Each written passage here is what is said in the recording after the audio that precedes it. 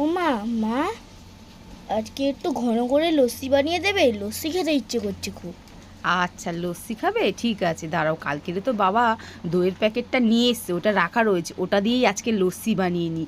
চলো, hand weeks দিয়েই লস্যিটা করব। তো প্রথমেই দইটাকে নিয়ে নিয়েছি, আর এখানে 6 গ্লাস মতন লস্যি বানাবো, তাই এখানে 5 চামচ মতন চিনি দিয়েছি, চিনিটা একটু কমই দিয়েছি। আর এই যে ঘন লস্যি, টেস্টি লস্যি বানানোর জন্যে প্রথমেই এইভাবে কিন্তু দইটাকে বেশ কিছুক্ষণ ফাটিয়ে নিতে হবে। তারপরে এর মধ্যে কয়েকটা বরফের টুকরো দিয়েছি আর একদম ঠান্ডা জল দিয়েছি।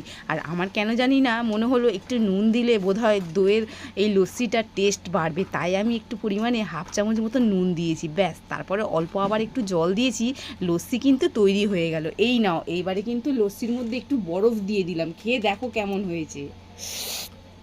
আহ, খেতে দারুণ হয়েছে, খুব সুন্দর খেতে। টাটা। টাটা।